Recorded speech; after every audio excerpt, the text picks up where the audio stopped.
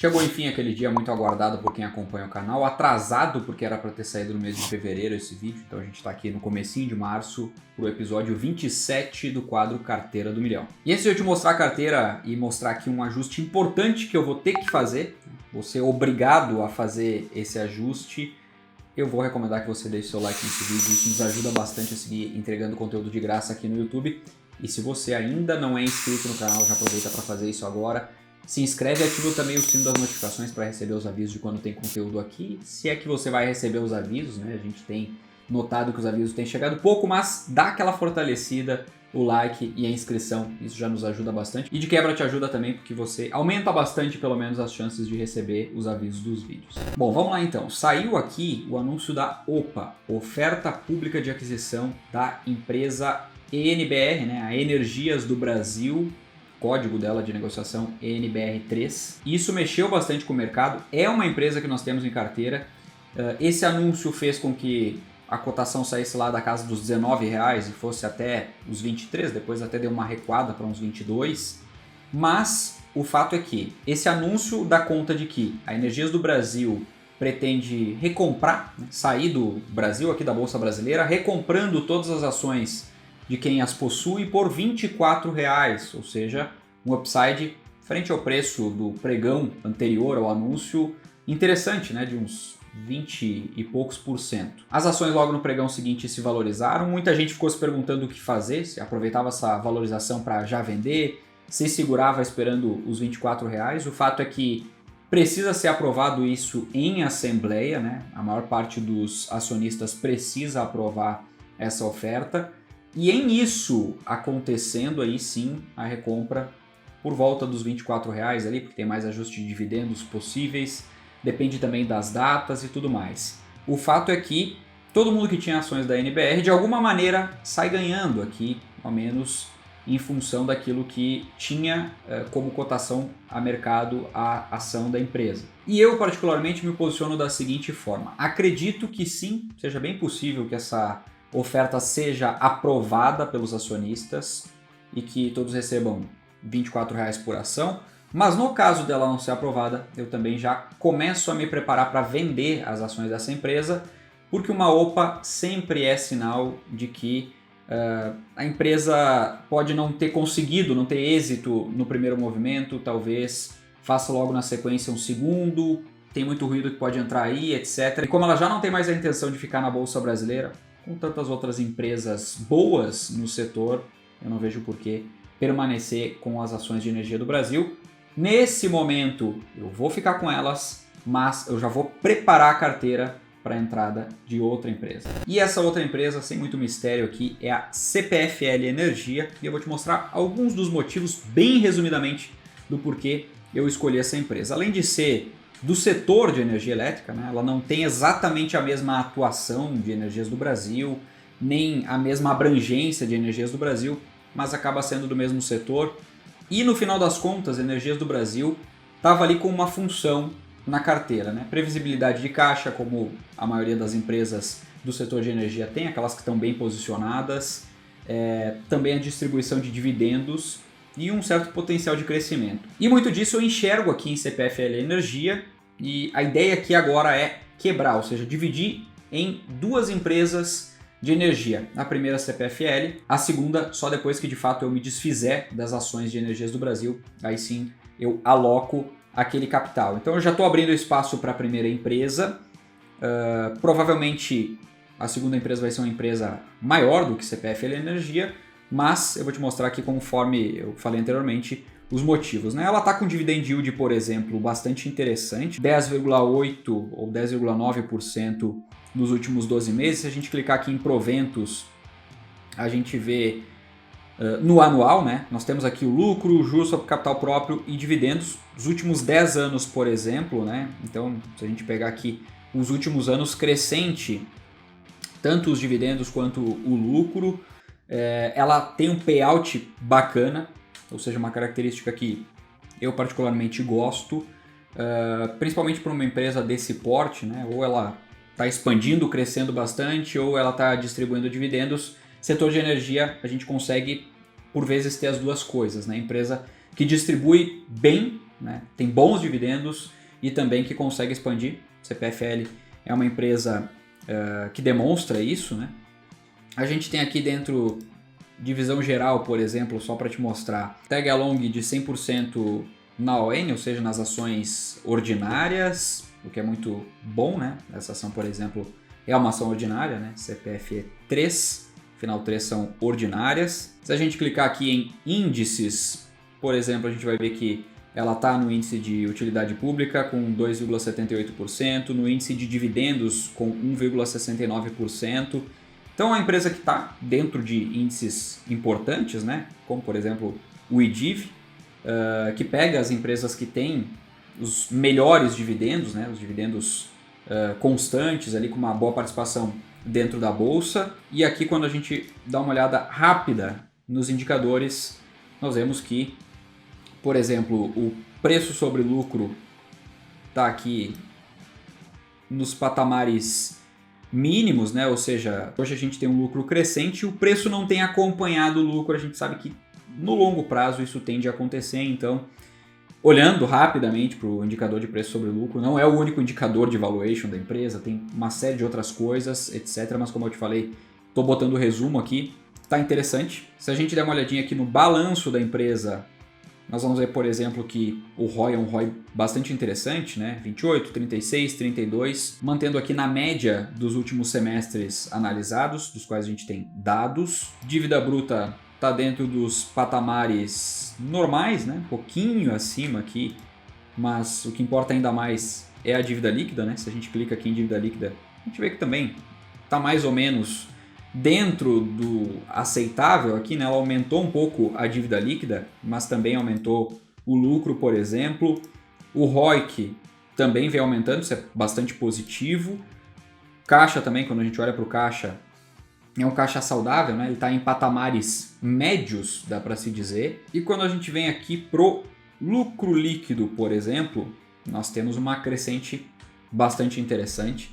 Então esse é um ponto. A gente vê que a dívida ela não tem seguido o lucro, né? O lucro tem aumentado bastante e a dívida meio que se mantido. Isso é bastante positivo para a empresa. Lembrando sempre que empresas do setor costumam trabalhar alavancadas, né? Elas têm dívidas longas, geralmente contraem bastante dívida. Isso é natural do setor. Por isso a gente tem que olhar setor por setor, entender do setor também. E aqui rapidamente também, se a gente olhar para EBITDA, está excelente. Margem EBITDA também, uma boa margem EBITDA, né?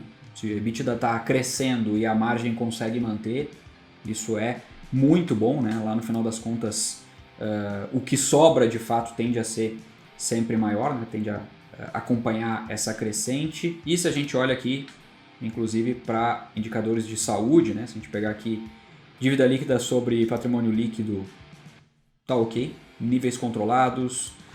Dívida líquida sobre EBITDA, ou geração de caixa, né, o que a gente tem próximo à tradução de geração de caixa aqui, no EBITDA também, né, vem diminuindo a proporção de uma para outra, como eu tinha falado anteriormente, ou seja, é uma empresa que tem bons indicadores. Eu fiz questão de te mostrar alguns deles aqui, e enfim, se eu vier aqui para o sistema de alocação inteligente, ele já nos mostra que nós precisamos alocar mais em ações do que qualquer outra classe de ativos, tem também renda fixa aqui. Vou fazer um aporte também em renda fixa, mas antes vou abrir aqui rapidamente a parte de ações. Já coloquei aqui espaço então para a nossa CPFE3. Essa é a nossa empresa, já puxou a cotação aqui. Aproximadamente R$2.000, né? O que ele está botando aqui como aporte desejado. Obviamente eu já fiz aqui uma divisão, né? Coloquei aqui 8% e 8%, já estou desconsiderando aquilo que nós tínhamos em carteira de energias do Brasil, né, como percentual desejado, como objetivo. Agora eu coloquei aqui uma divisão igualitária entre duas empresas do setor, como eu falei anteriormente, então vai ficar 8% para a CPFL e 8% para outra empresa, essa que nós vamos substituir, colocar no lugar de energias do Brasil. Agora, vou fazer aporte também em outra empresa aqui, que ficou bastante para trás, mas antes eu quero te mostrar um outro detalhe. Tinha uma outra empresa que estava bastante para trás, que é Cash 3. E Cash 3, eu coloquei um aviso aqui, né? Reduzi para 5%, ela estava com 9% de objetivo, então eu reduzi para 5%, justamente para ela não atrapalhar o restante da alocação, é um pouquinho abaixo daquilo que a gente já tem nela hoje. E eu coloquei aqui para a gente colocar em quarentena na carteira. Por que eu estou fazendo isso? Por que eu estou colocando Cash 3 em quarentena? Por ausência de alguns fundamentos. Ela é uma empresa que eu coloquei inicialmente na carteira por um propósito, uma empresa de crescimento, foi logo depois do IPO, etc. Ela subiu muito, depois caiu muito, só que junto com a cotação por si não preocupa tanto, né? Quando a gente tem a presença de fundamentos, mas a gente está vendo aí também uma certa ausência de alguns fundamentos, então por isso ela está em quarentena. Eu não aporto mais nela enquanto não vê sinal aí com outros balanços, outros números, etc. E também alguns sinais como, por exemplo, redução de juros. Juros nesses patamares não dá para ficar colocando grana em uma empresa que tem, como eu falei anteriormente, ausência de alguns fundamentos. Eu até elenquei alguns deles aqui, né? Como, por exemplo, né, o próprio posicionamento da empresa. Ela se colocou como banco digital de uma maneira meio que impositiva aos clientes. Então quem tem conta lá, e eu tenho conta, eu gosto sempre de estar próximo das empresas nas quais eu invisto. Então eu tenho conta lá na Melius, uso para os cashbacks e tudo mais, só que para sacar em determinado momento eles me obrigaram a abrir uma conta e eu não gostei. Se eu não gostei, eu que sou acionista, imagina todos os outros clientes. Isso já me deixa com o pé atrás, porque é um banco digital, mas você é obrigado a criar conta nesse banco digital. Nenhum banco digital funciona assim, né? As pessoas abrem conta lá porque elas veem vantagem. No Melius, como é obrigado a abrir conta ali, isso pode fazer com que clientes recuem, inclusive, e é isso que eu enxergo, e é isso que a gente vê também em alguns números, né? O varejo também está em queda, se a gente pegar qualquer ação do varejo, e Cash Melius tem essa ligação direta com o varejo, né? Se a gente for pesquisar lá, a gente vai ver que o varejo está em massa lá, né? Ou seja, as empresas do varejo são aquelas que fornecem determinado valor para a Melius entregar de cashback, mais a parte do Melius, né?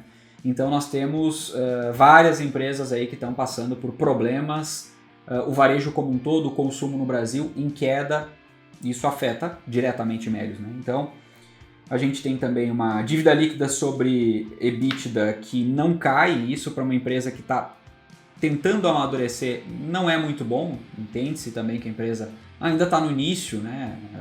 Não é uma empresa madura, ainda está longe de ser, mas ela já deveria estar mostrando alguns sinais maiores de evolução e ela está dando uma patinada, a gente entende que é por questão conjuntural também, mas tem outras questões aí, né? A empresa precisa se mostrar resiliente, precisa saber ultrapassar aí algumas barreiras, né? Vencer alguns desafios. Ela não tem se mostrado tão hábil a isso, então isso também é um ponto de preocupação. A receita líquida dela também não sobe, isso é outro ponto, a questão dos juros altos, como eu falei anteriormente, e os números em geral, né? Os indicadores não tão bons, e nos balanços, nos últimos balanços, nós não vimos números muito animadores. Então, por conta disso, apesar de pedir aporte nela aqui anteriormente, eu recuo, prefiro não aportar nessa empresa nesse momento. Por que eu não vou vender Melius? Porque ela está em quarentena.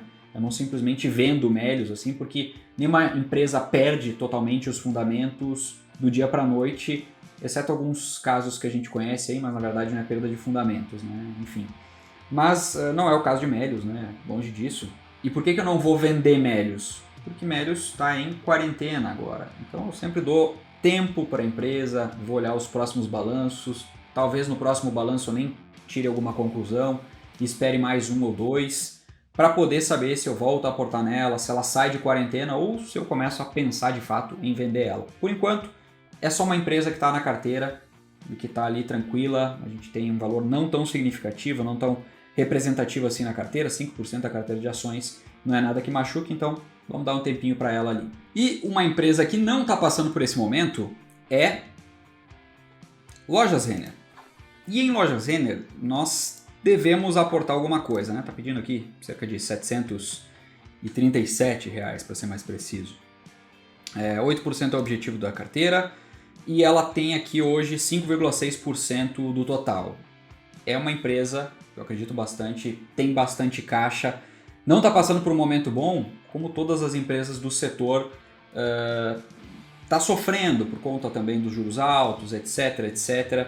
É conjuntural, mas essa é uma empresa muito bem preparada, sempre foi muito bem gerida e tem caixa, por exemplo, para comprar concorrentes. Então, eu vejo nesse momento uma boa empresa com ações descontadas e é justamente isso que eu vou fazer, vou rebalancear, não deixo essa passar de jeito nenhum. Vou colocar aqui mais um pouco de grana, né? Comprar mais algumas ações das lojas Renner para a gente completar o nosso aporte aqui. E também, se eu baixar mais aqui, eu vou ver que tem mais coisa necessitando de aporte aqui, como por exemplo Tesouro IPCA 2045, está atualizado aqui pela marcação a mercado. A gente perdeu pela marcação a mercado até o momento, porque os juros seguem subindo, mas eu sigo vendo eles como juros muito bons, então por isso eu vou colocar um pouco mais aqui de IPCA mais 6,57 aproximadamente, 6,58, né? Já vou olhar ali, mas o fato é que essa taxa está bastante atrativa e é por isso que eu vou colocar aqui na carteira também aproximadamente R$1.000. Então se eu pegar aqui o rascunho, eu vejo aqui que em valores aproximados nós temos R$2.000 em CPFE 3, Tesouro IPCA 2045 aproximadamente R$1.000, lojas Renner aproximadamente R$800 e caixa R$500. Por que caixa R$500 aqui? Vamos lá para a soma do nosso aporte do mês. R$3.500, que é o aporte de sempre, mais R$115,92, que é a soma dos dividendos recebidos desde o último episódio, mais R$95,25, mais R$602,86, que corresponde a um CDB líquido, né? Aquilo que foi recebido líquido desse CDB, que é um CDB de liquidez diária que estava sendo utilizado para a caixa também, e ele venceu, como passou o prazo ali, acabou vencendo, né? 2 anos era o prazo dele, venceu e caiu na carteira, totalizando aporte de R$4.314,03. Como esses praticamente aqui R$700 saíram do caixa, do CDB de liquidez diária, eu só vou devolver aproximadamente R$500 aqui, então praticamente vai ficar muito parecido com o que saiu do caixa. É só uma realocação em caixa aqui. Não estou colocando mais grana em caixa nesse momento, eu estou realmente aproveitando aquilo que o mercado está oferecendo como boas oportunidades e fazendo os ajustes necessários na carteira, colocando, como eu falei, uma grande empresa, rebalanceando a carteira com 2 bons ativos, lojas Renner, e o Tesouro IPCA mais 2045. Depois de um tempinho, como sempre, para não deixar muito longo o vídeo, tá aqui feito o aporte, né? Cada um deles, 55 ações de lojas Renner, aplicação em Tesouro IPCA, peguei um título inteiro do Tesouro IPCA, R$ 989,45. Aplicação de 110% do CDI, né? O nosso caixa aqui eu estou destinando agora lá para o Sofisa, um pedacinho dele. R$ 277,03 foi a sobra, porque eu acabei comprando um pouquinho mais de Renner, um pouquinho mais de CPFL Energia, foram 70 ações a R$ 29,59 cada, totalizando R$ 2.071,30. E aí como é que ficou aqui o nosso sistema de alocação inteligente? Vamos dar uma olhadinha no resumo da nossa carteira. Com esses aportes aqui, a carteira ficou com esses valores em cada um dos setores, lembrando que aqui tem a minha meta 65,35 para reais e dólares. Então, provavelmente eu vou fazer algum ajuste aqui já para os próximos meses também, para a gente chegar mais perto desse 65,35. Hoje a gente está praticamente 70,30. Se eu pegar aqui também a evolução da carteira, a gente consegue ver que junto dos aportes, né, não teve aporte em fevereiro, a carteira vem subindo, né, o patrimônio da carteira como um todo vem subindo. Essa é a meta, né? É aporte mais valorização, longo prazo, e assim a gente vai aumentando o patrimônio. E no mais, assim fica a carteira. Esses são os nossos percentuais, vou passar rapidamente aqui para você dar uma olhada. Nós temos agora 25,27 contra 10% do índice Bovespa e 19,64 do CDI. E aqui a gente tem os nossos proventos no mês de fevereiro, só recebemos os fundos imobiliários. Daqui para frente, algumas ações também tendem a pagar, o que vai elevar automaticamente os nossos dividendos. E por hoje é só. Fico por aqui. Espero que você tenha gostado do vídeo. Se gostou, não esquece de deixar o seu like. Fica à vontade para compartilhar ele, para deixar aqui o seu comentário. Me conta também o que você tem comprado em termos de bolsa, de renda fixa, quais são as oportunidades que você tem enxergado. Compartilha aqui com a gente. Vou ficar muito feliz com o seu comentário também. A gente se vê no próximo vídeo, um forte abraço e até lá.